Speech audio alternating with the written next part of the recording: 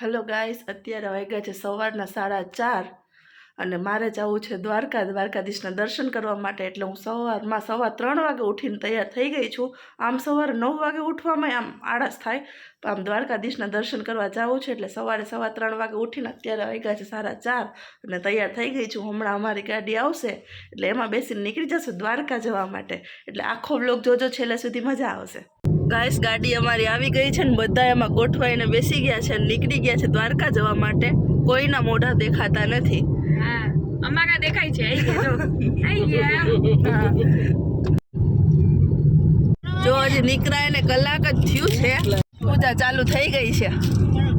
આ જો ભાભી પાછળ જો. अबे वो वीडियो भी नहीं लाया तो मैं घड़ी करे बे खाने पीने का मूड करने का नास्तो वास्तो કરીને એક જગ્યાએ હોલ્ડ કર્યો તો. હવે મને હાવ છેલ્લે કા કરતી હતી કે બેઠી રહેતો, છેલ્લે હાવ ગેરા જો ખાડે બેઠી છું. અડધી કલાકનો રસ્તો છે, અડધી કલાકમાં પહોંચી જશું દ્વારકા પહોંચી ગયા છીએ ને ત્યાં હાલવાની આપણી કેપેસિટી નથી, એટલે ત્યાંથી આપણે રિક્ષા કરાવી છે ને કેમ બેઠા છીએ ચાલો દેખાડું. તો ભાઈ, મારો ભાઈ અડધો બાર લટકે છે. આંધળા જેવી અમારા ખોરાકમાં બેઠી છે. ફોટા મસ્ત. અહીંયા અમે ગોમતી નદી આવ્યા છીએ.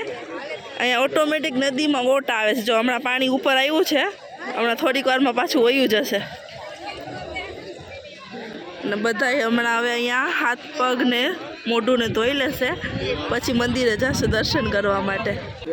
અહીંયા મમ્મી અને ભાભી ને બધા ગોમતી નદીમાં દીવો અર્પણ કરે છે. પાણી અત્યારે કિનારે હતું ને હવે પાછું ઓછું થઈ ગયું છે, હમણાં પાછી આવશે. હા, અહીંયા મહેક લઈ આવી છે. હા હા, મછલીઓ છે અહીંયા, માછલીઓ છે, મછલીઓ નહીં. ઘણી બધી છે પણ આમાં દેખાતી નથી.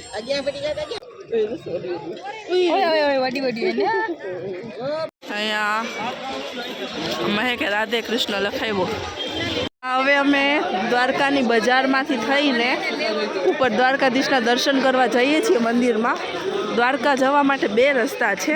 એક આગળનો રસ્તો જ્યાં હાલવાનું છે ધાર ઉપર, અને એક પાછળનો રસ્તો જ્યાં સીડી છે ઉપર જવાની. અમે આ ઢારવાળો રસ્તો આગળનો પસંદ કર્યો છે. મંદિર પાસે પહોંચી ગયા છીએ. હવે અંદર મોબાઈલ ને બધું સામાન અલાઉડ નથી, એટલે અહીંયા બધું સામાન બારોબાર રાખીને પછી જશું દર્શન કરવા માટે. તો દ્વારકાધીશના દર્શન કરી આવ્યા છીએ. હવે જઈએ છીએ બેટ દ્વારકા તરફ.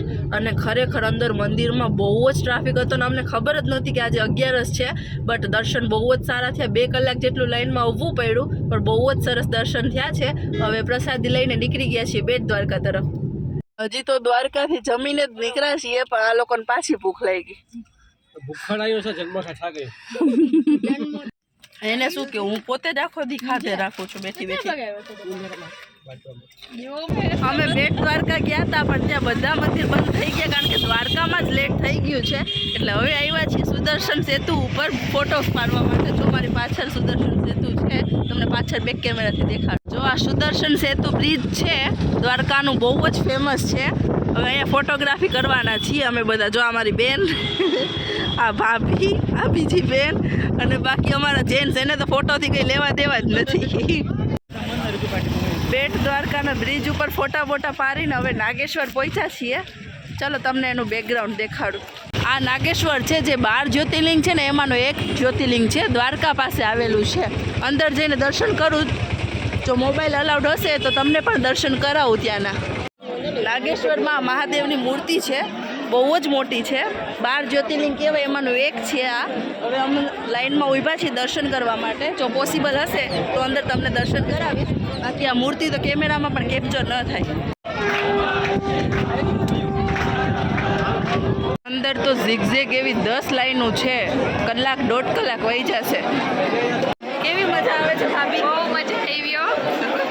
મોડી કલાક લાઈનમાં ઊભા છીએ. પગના ટાટિયા દુખે છે. અંદરનું જે છે બધું એટમોસ્ફિયર ને જે કાંઈ છે જોવામાં મન એટલું શાંત થઈ ગયું કે થાકોડે ઓછો થઈ ગયો. ચાલો તમને દેખાડું પાછળનું. જો હજી કેવું છે, આખું આવું ફરતે જ છે, કાચનું વર્ક કરે જેવું.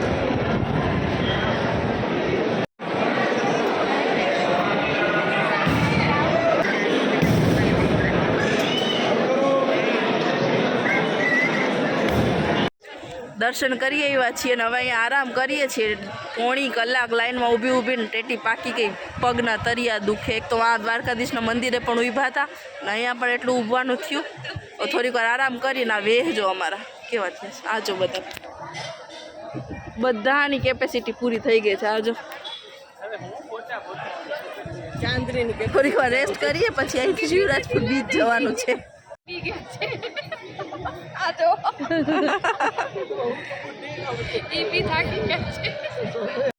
આજ અમારા નસીબ બહુ જ સારા છે. દ્વારકાધીશમાં પણ 2 વાર ધજા ચડતા જોઈ અને અહીંયા નાગેશ્વર પહોંચ્યા છીએ. અહીંયા પણ ધજા બદલાય છે. ખરેખર બહુ જ નસીબવાર કહેવાય કે અમે 3 જગ્યાએ ધજા બદલતી હતી એના દર્શન કર્યા અમે. નાગેશ્વરથી શિવરાજપુર આવ્યા છીએ બટ અહીંયા પહેલાં જેવું કંઈ છે જ નહીં. બીચ છે બટ જે રાઈડું ને એ બધું હતું ને એ બધું બંધ થઈ ગયું છે. એટલે થોડીક વાર અહીંયા બેસશું, નાસ્તો વાસ્તો કરશું, પછી આ નાસ્તો પાણી કરીને નીકળી જશું ઘર માટે. આ આપણી ભાભીની હાવ કેપેસિટી પૂરી થઈ ગઈ છે. નાસ્તો ખોલી લીધો છે એટલો બધો, બધાય ખાવાનું ચાલુ કરી દીધું છે. હાલો તમે બધા પણ નાસ્તો કરવા.